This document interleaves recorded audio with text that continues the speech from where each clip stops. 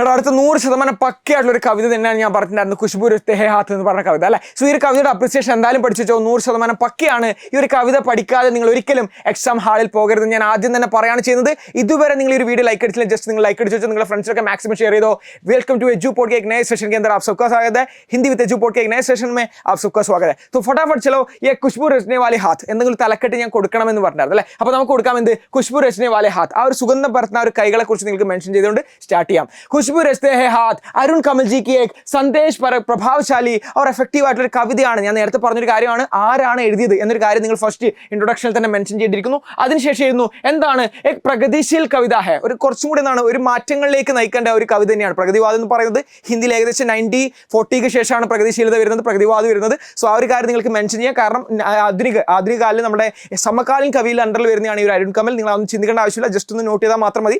Just എന്ത് ചെയ്യണം, അതിന് ശേഷം ഇതാ ഈ കവിത സമാജ് കെ കടുവേ സച്ച് കോ ഉജാഗർ കർത്തിയെ. ആ ഒരു ബിറ്റർ ട്രൂത്ത് ആണ്. സമൂഹത്തിൽ എപ്പോഴും നല്ലൊരു സോഷ്യൽ ബിൽഡിങ്ങിനൊക്കെ ആവശ്യപ്പെടുന്ന ആൾക്കാരാണ് ഇതൊക്കെ അറിയാം. കിസാൻ ആയിക്കോട്ടെ, മസ്ദൂർ ആയിക്കോട്ടെ, തൊഴിലാളി വർഗ്ഗം ആയിക്കോട്ടെ, നല്ലൊരു നാഷണൽ ബിൽഡിങ്ങിലേക്ക് നയിക്കാൻ ഇവരുടെ ഒക്കെ ആ ഒരു സപ്പോർട്ട് ഉണ്ട്. പക്ഷേ ഇവർക്ക് എന്താണ് അനുയോജ്യമായിട്ടുള്ള വേതനം സമൂഹത്തിൽ ലഭിക്കുന്നുണ്ടോ എന്ന ചോദ്യത്തോടു കൂടിയാണ് അരുൺ കമൽ തന്റെ ഒരു കവിത മുന്നോട്ട് വെക്കുന്നത് നമ്മൾ കണ്ടിട്ടുണ്ടായിരുന്നു. ജോ ലോഗ് ദുനിയാ കോ അപ്നി മെഹനത് സെ സുന്ദർ और സുഗന്ധിത് ബനാത്തെ, തന്റെ അധ്വാനത്തിലൂടെ ഈ ലോകത്തിൽ തന്നെ സുഗന്ധം പരത്തുക. കാരണം അഗർബത്തി ഉണ്ടാക്കുന്ന ആൾക്കാരെ കുറിച്ചാണ് അവിടെ പറഞ്ഞിരുന്നത്. അവരെ സംബന്ധിച്ചെന്താണ്, അവർ ഈ ദേശത്തിന് വേണ്ടിയിട്ട് എല്ലാവരുടെ അടുത്ത് എന്താണ് സുഗന്ധം പരത്തുന്ന ഒരു അഗർബത്തി ഉണ്ടാക്കുമ്പോൾ പോലും അവർക്ക് അനുയോജ്യമായിട്ടുള്ള വേതനം കിട്ടുന്നില്ല എന്നാണ് ഈ ഒരു പാഠഭാഗത്തിൽ നമ്മൾ പഠിച്ചിട്ടുണ്ടായിരുന്നത്. വേ ഖുദ് കിത്തനി ദയനീയ സ്ഥിതി മേ ജീനെ കെ ലിയെ മജ്ബൂർ ഹൈ, സ്വയം എത്രയും, കാരണം നിങ്ങൾക്കറിയാം തെരുവുകളിലും അതുപോലെ തന്നെ ഓലകളുടെ ഒക്കെ അടുത്താണ് അവരെന്ത് ചെയ്യുന്നത്, ജീവിക്കുന്നുണ്ടായിരുന്നത്. അത്രയും വളരെ മോശവും വൃത്തിഹീനമായിട്ടുള്ള സ്ഥലങ്ങളിലാണ് അവർ ജീവിക്കുന്നത്. പക്ഷേ അവർ ലോകത്തിന് സുഗന്ധം പരത്തുന്നു എന്നൊരു കാര്യമാണ് ഒരു കവിതയുടെ തീം എന്നത്. ഒരു ഇൻട്രൊഡക്ഷൻ നിങ്ങൾ കൊടുക്കുന്നു, ആരാണ് എഴുതിയത്, കവിതയുടെ ഒരു തീം എന്നതാണ് ഇൻട്രൊഡക്ഷനിൽ പോയിട്ടുണ്ടായിരുന്നത് അല്ലടാ. ഇൻട്രൊഡക്ഷൻ അവിടെ ക്ലിയർ ആയി. ഇനി നമ്മൾ പോകുന്നതാണ് ബോഡി പാരഗ്രാഫിലേക്ക്.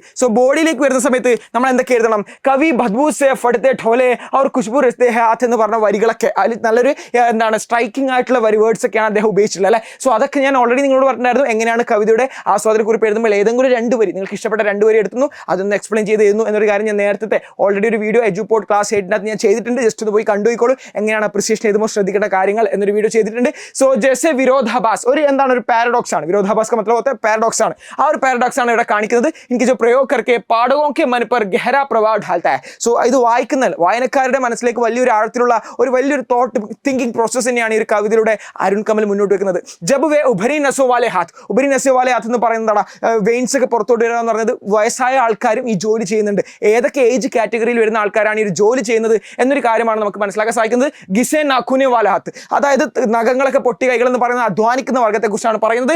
അവർ പീപ്പിൾ കെ പത്തേ സെ നയ ഹാത്ത്, പീപ്പിൾ കെ പത്തേ എന്ന് പറയുന്നതിലൂടെ ചെറിയ കുട്ടികളടക്കം ഈ ഒരു ജോലി ചെയ്യുന്നുണ്ട് എന്നൊരു കാര്യമാണ് നമുക്ക് കാണുന്നത്. तो वे बहाल मजदूरी और वृद्धों की लाचारी और हमारे ध्यान खींचते हैं. ഈ വൃദ്ധരായിട്ടുള്ള ആൾക്കാരുടെ ആ ഒരു കഷ്ടപ്പാടും അതുപോലെ തന്നെ ചെറിയ കുട്ടികളടക്കം ബാലവേലയടക്കം ഈ ഒരു കാര്യത്തിലൂടെ നമുക്ക് എന്ത് ചെയ്യുന്നുണ്ട്, മനസ്സിലാക്കാൻ സാധിക്കുന്നുണ്ട്. ഓക്കെ, കവിത की ഭാഷ बहुत सरल और सीधी है. കവിതയുടെ ഭാഷ എന്ന് പറഞ്ഞാൽ വളരെ സഹജമാണ്, നേരെ പറയുന്ന ഒരു കാര്യമാണ്. ഓക്കെ, മുൽക്ക് की मशहूर अगरबत्तियां गंदे मोहल्ले में बनती है. നമ്മുടെ ഫേമസ് ആയിട്ടുള്ള ഒരുപാട് അഗർബത്തിയൊക്കെ എവിടെയാണ്, ഇതുപോലത്തെ ഗന്ദഗിയിലാണ് ഉണ്ടാവുന്നത്. ഓക്കെ, നമ്മുടെ ഫേമസ് ആയിട്ടുള്ള ഒരുപാട് അഗർബത്തി പോലും ഈ ഒരു ഗന്ദഗിയിൽ നിന്നാണ് ഉണ്ടാവുന്നത്.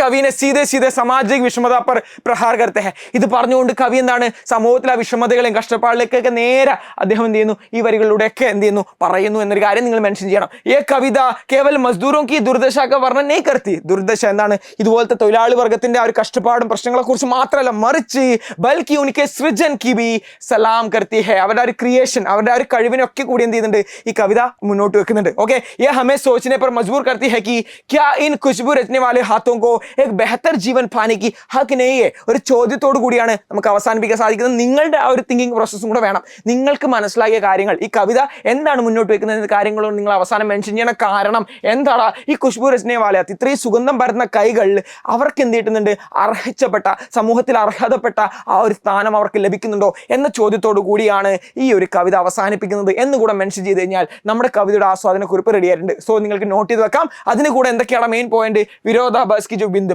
ജോ പാരഡോക്സിനെ കുറിച്ചാണ് പറഞ്ഞത്. വിരോധാഭാസ് കി ജോ ബിംബ് എന്ന് പറയുന്നത് പാരഡോക്സ് ആണ്. സോ കാരണം അറിയാം നമുക്ക് സുഗന്ധം പരത്തുന്ന കൈകൾക്ക് അവരെന്താണ് സ്വയം ഒരു നാലയിലും അതുപോലെ തന്നെ കൂടയിലും ഒക്കെ ഓവുചാലിന്റെ അടുത്തൊക്കെയാണ് വളരെ ഗന്ധികയുടെ അടുത്താണ് ജീവിക്കുന്നത്. അതൊരു പാരഡോക്സ് അല്ലേ സാമാജിക യഥാർത്ഥമാണ്, സമൂഹത്തിൽ അത് യഥാർത്ഥമാണ്, റിയാലിറ്റിയാണ് ഇവിടെ പറയുന്നത്. അതുപോലെ തന്നെ ബാൽ മസ്ദൂരിയാണ്, കുട്ടികളുടെ ആ ഒരു അധ്വാനത്തെ കുറിച്ച് ബാൽ മസ്ദൂരി ഇവിടെ മെൻഷൻ ചെയ്തിട്ടുണ്ട്. സരൾ ഭാഷയാണ്, വളരെ സരളമായിട്ടുള്ള ഭാഷയിലൂടെയാണ് ഈ ഒരു കവിത മുന്നോട്ട് വെക്കുന്നത്. ठीक है बच्चों, क्लियर ला कंसेप्ट रेडी है. इसी प्रकार वीडियो के लिए ഇതുപോലത്തെ വീഡിയോസിനായിട്ട് ജസ്റ്റ് എജുബോർഡ് ക്ലാസ് എന്ന ചാനൽ ഫോളോ ചെയ്തോ, മാക്സിമം ഫ്രണ്ട്സിന് ഷെയർ ചെയ്തോ. 100% ചോദിക്കാൻ ചാൻസ് ഉള്ള ആ ഒരു കവിതയുടെ അപ്രിസിയേഷൻ ആണ്. ഒന്ന് പഠിച്ചു വെച്ചേക്ക്, നാളത്തെ ചോദ്യ പേപ്പറിൽ നിങ്ങൾക്ക് കാണാൻ സാധിക്കുന്നതാണ്. ठीक है बच्चों, मिलते हैं अगली वीडियो में, तब तक के लिए धन्यवाद, जय हिंद एंड थैंक यू.